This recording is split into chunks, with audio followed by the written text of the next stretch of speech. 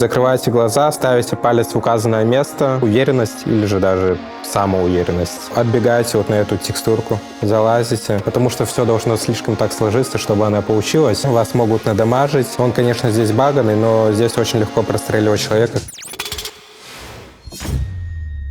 Всем привет, с вами Frozen, и сегодня я вам расскажу такой мини-гайдик по TDM. Также не забывайте подписываться на наши социальные сети, особенности Telegram и YouTube канал. Сегодня мы начнем, во-первых, это с вашего мувмента, с вашего джойстика. Это очень важный аспект, который нужно обязательно настроить, чтобы вы хорошо могли чувствовать персонажа в TDM, потому что очень много что влияет от ваших движений. Важно в TDM, чтобы ваши стрейфы были очень плавные и чтобы вы чувствовали свой джойстик. Закрываете глаза, ставите палец в указанное место, где вам больше всего привычнее и удобнее, и туда ставите джойстик. Я вам советую играть на третьей схеме, потому что ваши движения будут более точны, и вы больше будете лучше чувствовать своего персонажа, чем на первой схеме. Снова я повторюсь, джойстик очень важен, ваши стрейфы должны быть очень плавными, и вы должны очень хорошо чувствовать своего персонажа. Это приходит умение через время, с опытом. Вы очень много наигрываете в игру и начинаете чувствовать механику этой игры. Дальше мы продолжаем с вашей сенсы.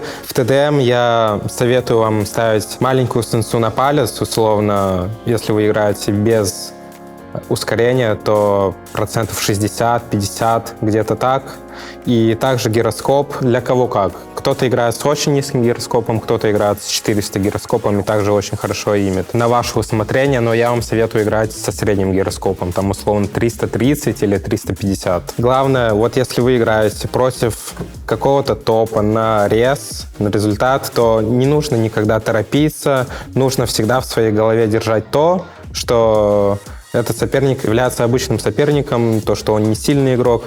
И вы в TDM, когда играете против какого-то сильного соперника, всегда должны быть уверены в себе. Это в первую очередь уверенность или же даже самоуверенность. Но также нужно еще не забывать про размеренную игру, то, что нужно играть очень аккуратно. Когда вы ведете счет, нельзя торопиться и нужно доигрывать свои моменты. А по поводу раскладок, я бы вообще вам не хотел бы сказать то, что вот 5 пальцев — это вообще мета в TDM, потому что самое главное в TDM — это насколько вы стабильно держите телефон. Если у вас очень стабильный хват, то у вас очень стабильная сенса и стабильная им, понимаете? То есть, когда вы условно играете в 5 пальцев, то вы очень мобильный игрок, но, к примеру, не всегда мобильность так решает, как АИМ. Важен очень опыт, ваша хладнокровность, и главное — это АИМ. И поэтому я бы вам хотел советовать либо найти свой хват в 5 пальцев, очень стабильный, чтобы вы вот очень крепко держали телефон условно, да,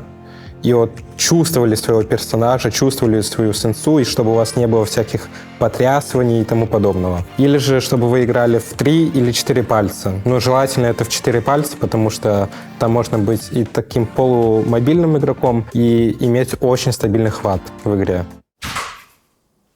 Мне на это насрать, понимаешь? Я, блядь, в своем познании настолько преисполнился. Ну а сейчас я вам покажу некоторые фишки в TDM, которые вам помогут выпушивать те или иные позиции или же ловить соперника на его каких-то ошибках, когда вы выбегаете с той же самой респы или когда вам поджимают спаун. Человек залазит вот на этот дом, и вы не знаете, как его убить.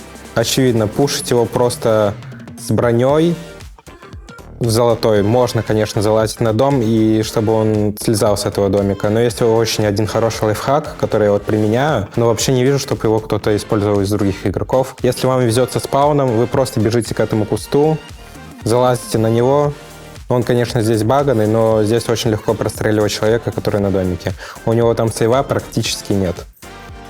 И вот. Либо соперник спрыгнет, или же вы его убьете на неожиданности. Следующий лайфхак, который TDMеры не часто используют, потому что вот кто там сохранился из старой школы по TDM, думают, что вот, нужно стрелять только лишь от бедра. Но очень полезная фишка — это ваши фастскопы. К примеру, когда вы понимаете то, что у вас не залетает от бедра, вы можете просто брать фастскопить и тем самым Улучшая свои движения, ваши стрейфы во время фаскопа становятся быстрее, и кучность также становится лучше. Сейчас я вам покажу пару фишек с первого спауна. Вот условно вы находитесь в миду, и вы с большей вероятностью знаете то, что у вас человек будет пушить через правую рампу.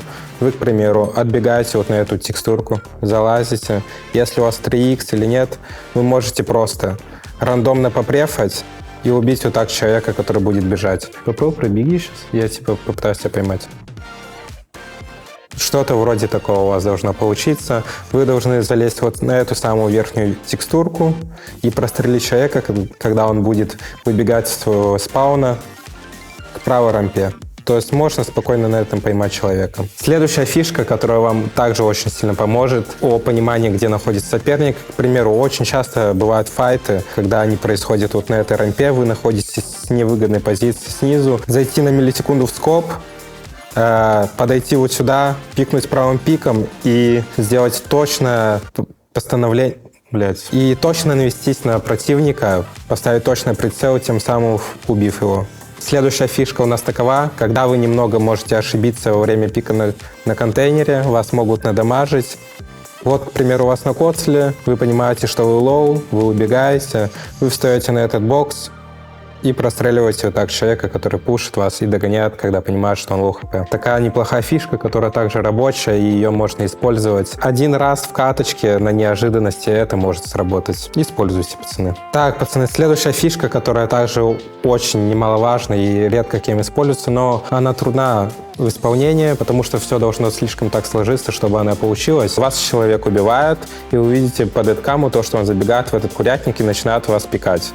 Не давайте пробежать вам с респы. Вы можете условно без настрела сесть на этот куст, аккуратно сделать пару стрейфов джойстиком влево и дать вот такой прострел. Такая обычная фишка, но мало ее кто использует. Ну, я говорю, она очень трудна в исполнении, потому что ваш соперник должен пикать. Если вы знаете то, что он это делает, то используйте эту фишку. Она явно будет очень важна и эффективно. Следующая фишка, парни, также с первого спауна. Если вы лузаете в счете и понимаете то, что ваш соперник сидит на домике, и он сейвит поинт, вы можете залезть вот на эти бревна и дать вот такой прострел. Когда вас соперник убивает, он залазит на домик, он будет сразу же, скорее всего, вас пикать и будет ловить на выходе со спауна. А вы можете залезть на эти бревна и законтрить этот домик, тем самым заработав спокойно легкий поинт. Используйте также.